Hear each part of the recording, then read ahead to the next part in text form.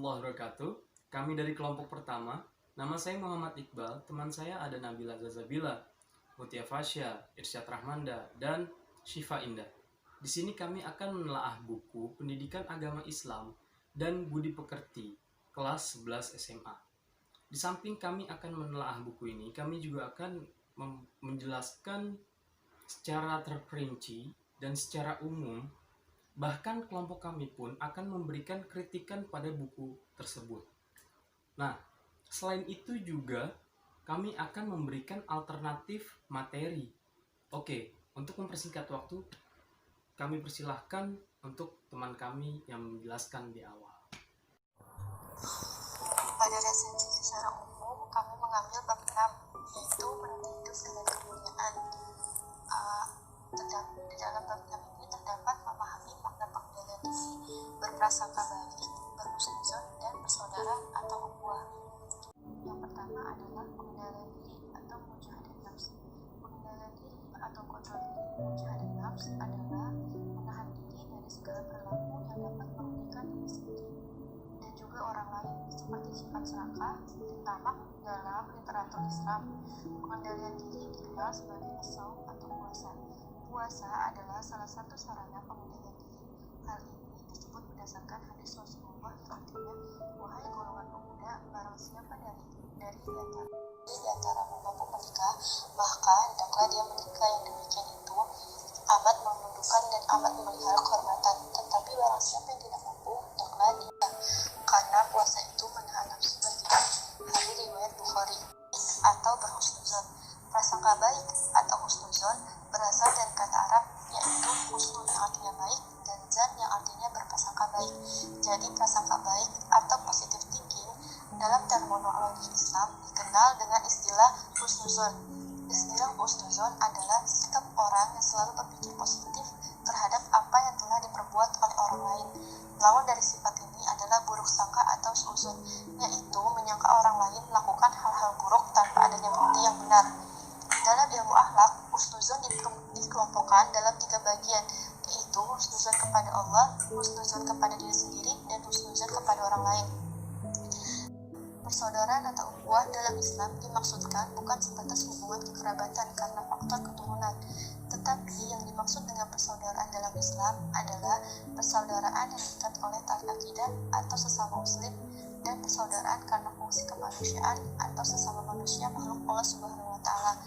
Kedua persaudaraan tersebut sangat jelas dicontohkan oleh Rasulullah SAW, yaitu mempersaudarakan antara kaum Muhajirin dan kaum Ansor, serta menjalin hubungan persaudaraan dengan suku-suku yang lainnya yang tidak seiman dan melakukan kerjasama dengan mereka. Nah, pengendalian diri contohnya yaitu bersabar dengan tidak membalas terhadap ejekan atau cemoohan teman yang tidak suka terhadap kamu. Kedua, memaafkan kesalahan teman dan orang lain yang berbuat aniaya kepada kita. Ketiga, ikhlas terhadap segala bentuk cobaan dan musibah yang menimpa dengan terus berupaya memperbaiki diri dan lingkungan. Yang keempat, menjauhi sifat dengki atau iri hati kepada orang lain dengan tidak membalas kedengki mereka kepada kita. Kelima, mensyukuri segala nikmat yang telah diberikan Allah SWT kepada kita, serta tidak merusak nikmat tersebut, seperti menjaga lingkungan agar selalu bersih, menjaga tubuh dengan merawatnya, berolahraga, mengkonsumsi makanan dan minuman yang halal, dan sebagainya. Contohnya dari prasangka baik atau husnuzon, yang pertama itu ada memberikan apresiasi atau prestasi yang dicapai oleh teman atau orang lain dalam bentuk ucapan dan pemberian hadiah. Yang kedua, menerima dan menghargai pendapat teman atau orang lain meskipun pendapat tersebut berlawanan dengan keinginan kita. Yang ketiga, memberi sumbangan sesuai kemampuan kepada peminta-minta yang datang ke rumah kita. Yang keempat, turut serta ke dalam kegiatan-kegiatan sosial baik di lingkungan rumah, sekolah, ataupun masyarakat. Yang kelima, mengerjakan tugas-tugas yang diberikan kepada kita dengan penuh tanggung jawab. Contoh persaudaraan atau ukhuwah.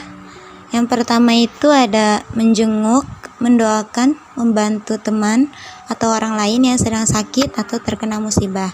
Yang kedua, mendamaikan teman atau saudara yang berselisih agar mereka sadar dan kembali bersatu. Yang ketiga, bergaul dengan orang lain tidak memandang suku, bahasa, budaya, dan agama yang dianutnya.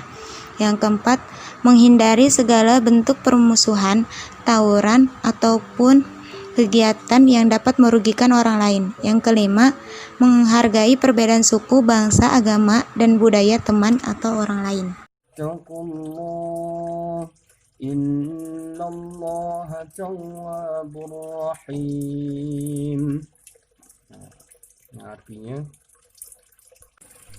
hai orang-orang beriman, jauhilah kebanyakan purbasangka atau kecurigaan, karena sebagaimana dari purbasangka ialah dosa. Dan janganlah mencari-cari keburukan orang, dan jangan menggunjingkan satu sama lain. Adakah orang yang di antara kamu yang sudah memakan daging saudara yang sudah mati? Maka tentulah kamu merasa jijik kepadanya.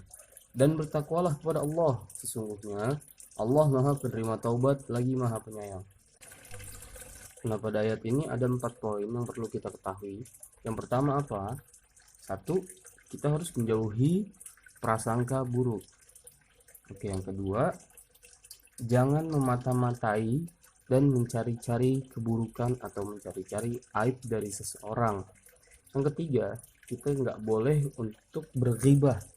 Dan yang keempat ialah bertakwa kepada Allah Subhanahu wa taala.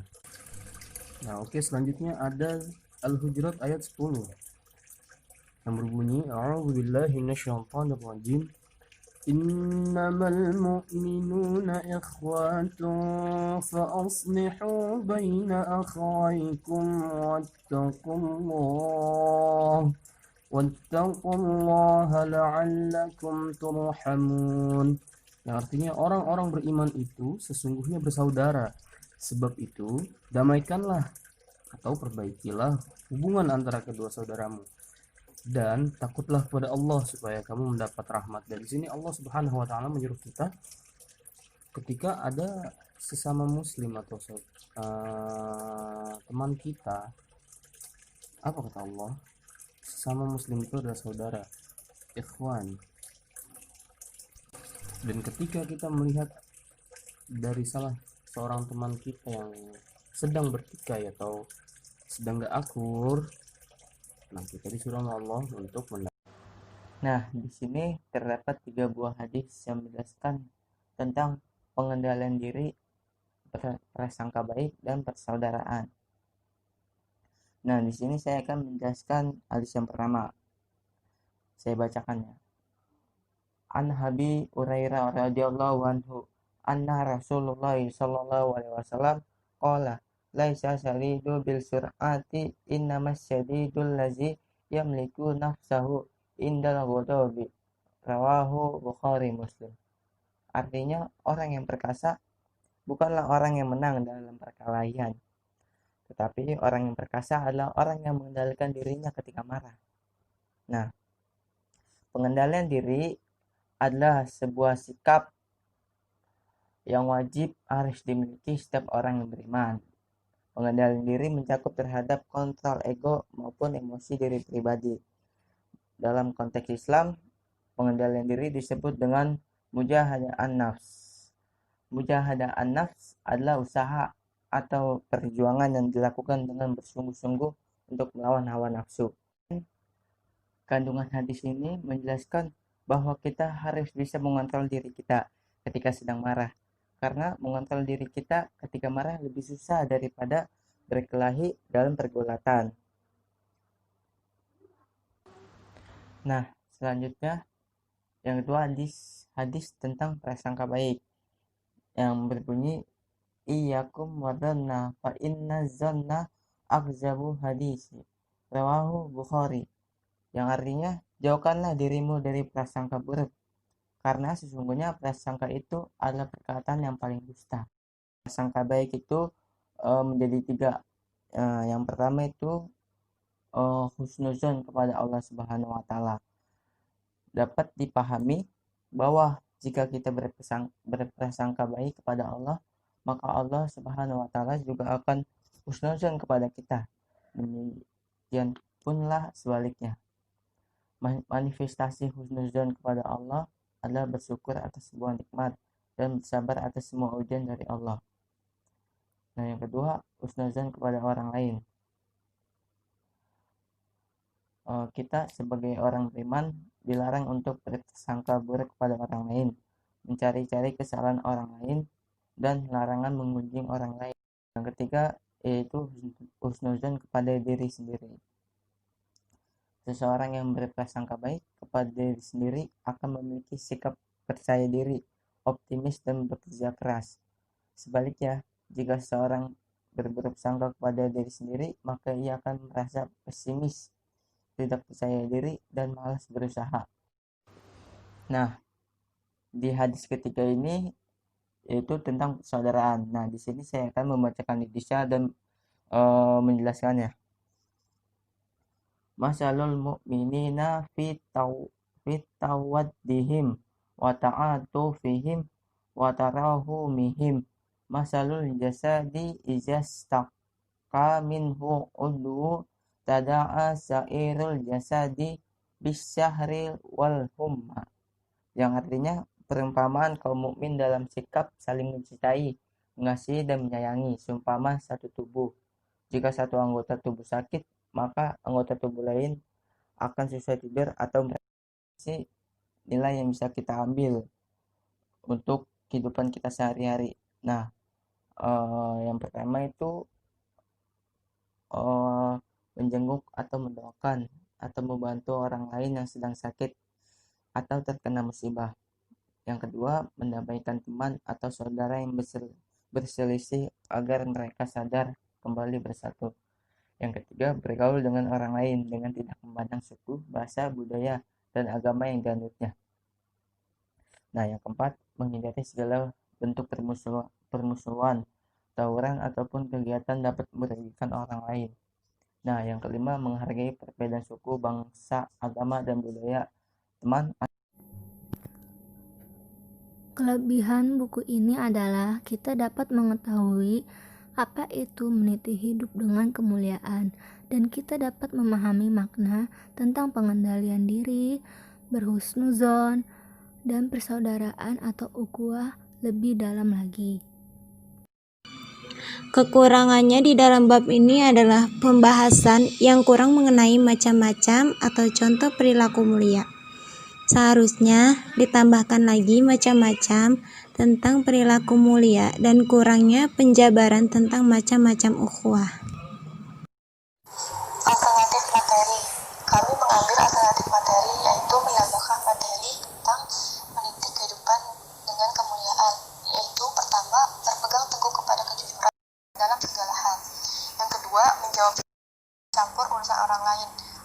Macam-macam ukhuwah, yaitu pertama ukhuwah Islamiyah, yang kedua ukhuwah insaniyah, yang ketiga ukhuwah waton.